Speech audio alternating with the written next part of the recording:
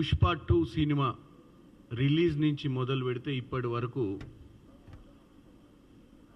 ఇటు ప్రభుత్వం, ఇటు ప్రతిపక్షాలు, ఇటు సినిమా ఇండస్ట్రీ, ఇటు సామాన్యులు, ఇటు ఆ కుటుంబం, ఆ సినిమా థియేటర్లో ప్రాణాలు కోల్పోయినటువంటి ఆ మహిళ, వారి కుటుంబం, ఇదంతా మీరు ఒకసారి చూసినట్టయితే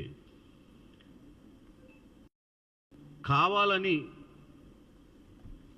కాంట్రడిక్ట్ చేస్తూ కంటిన్యూగా ఈ ఎపిసోడ్ని ప్రొలాంగ్ చేస్తూ పోతురు. ఈరోజు నేను ముఖ్యంగా కాంగ్రెస్ పార్టీ తరపున వాస్తవంగా మీ ఛానళ్ళ ద్వారా తెలంగాణ ప్రజలకు ఒక బ్రీఫింగ్ ఇవ్వదలుచుకున్నా. అసలు ఏంది ఇది, ఎందుకు ఇలా డైవర్ట్ అయింది, ఎందుకు దీన్ని బీజేపీలో ఉన్నటువంటి సీనియర్ మోస్ట్ లీడర్స్, ఎక్కడ ఢిల్లీలో ఉన్నటువంటి రైల్వే శాఖ మంత్రి కానించి మొదలు పెడితే మన రాష్ట్రానికి సంబంధించిన బండి సంజయ్ గారు ప్రస్తుత మినిస్టరు, పక్క రాష్ట్రంలో ఆంధ్రప్రదేశ్లో ఉన్నటువంటి బీజేపీ పార్టీ అధ్యక్షురాలు పురంధేశ్వరి గారి కాంచి మొదలు పెడితే దీన్ని ఎందుకు పొలిటికలైజ్ చేస్తుర్రు? పొలిటికలైజ్ చేయాల్సిన అవసరం ఏముంది? సమస్య వచ్చినప్పుడు అన్ని పార్టీలు కూడా సమస్యపై దృష్టి పెట్టుంటే ఈ సమస్య ఎప్పుడో పరిష్కార దిశగా వచ్చేది.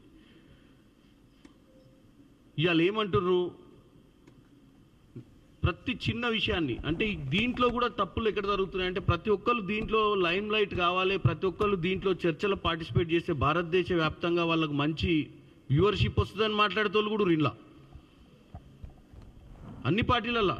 ఎందుకంటే ఈ సబ్జెక్ట్ని పుష్ప 2 అల్లు అర్జున్ సినిమా భారతదేశంలో పొలిటికల్గా ఎవరన్నా ప్రెస్ మీట్ పెడితే పొలిటికల్గా కనెక్ట్ ఉన్న వాళ్ళే చూస్తారు. పుష్ప 2 మీద జరిగిన ఇన్సిడెంట్లో మేమందరం మైలేజ్ తీసుకోవాలన్న ఒక ఆతృత్వం మాత్రం కనపడ్డది నాకు క్లియర్గా. ఎందుకంటే పుష్ప 1 హిట్ కావడంతో భారతదేశ వ్యాప్తంగా కూడా పుష్ప 2 రిలీజ్ కోసం కొన్ని నెలల నుంచి ఈ పబ్లిసిటీ చేస్తారు. కాబట్టి ఈ పుష్ప 2లో మేము కూడా, అంటే ఆఫ్ స్క్రీన్ పార్టిసిపెంట్స్ వీళ్ళంతా, ఇప్పుడు ప్రెస్ మీట్లు పెట్టిన వాళ్ళు, దీన్ని కాంట్రడిక్ట్ చేసిన వాళ్ళు, సంబంధం లేకుండా మాట్లాడిన వాళ్ళు కూడా పుష్ప 2లో వీళ్ళు అవుట్ సైడ్ పోర్షన్ తీసుకున్నటువంటి వ్యక్తులే. పార్టీ వాళ్ళకి ఇప్పుడు నేను కూడా నన్ను కూడా చేస్తాను పార్టీ అలా. నేను అనేది ఏంటంటే, నేను కాంట్రడిక్షన్ని క్లియర్ చేయడానికి ప్రెస్ మీట్ పెట్టినా కాబట్టి వాళ్ళు పెట్టింది ప్రెస్ మీట్ ఎవరి మీద?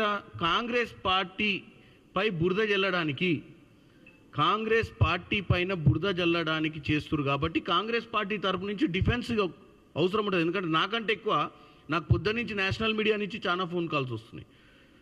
ఎందుకంటే ఈ నిన్న జరిగిన ఇన్సిడెంట్, మొన్నటి జరిగిన ఇన్సిడెంట్, మొన్న అసెంబ్లీలో మాట్లాడిన ఇన్సిడెంట్, ముఖ్యంగా మీరు ఇక్కడ మొత్తం ఎపిసోడ్లో చూసుకున్నట్టయితే 1-2 అంశాలు ఉన్నాయి.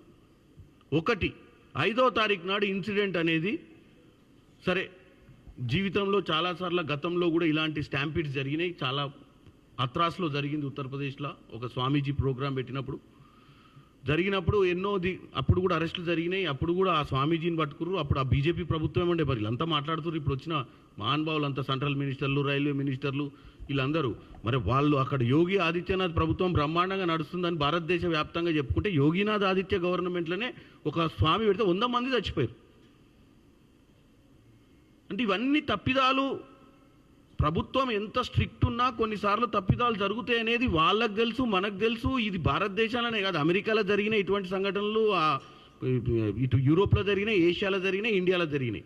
కానీ వీటి నుంచి నేర్చుకోవాల్సిన అవసరం ఉందనే దానికే మనం ఈరోజు ముఖ్యమంత్రి రేవంత్ రెడ్డి గారు పదే అదే చెప్తుండ్రు. మాకు సినిమా ఇండస్ట్రీకి, నాకు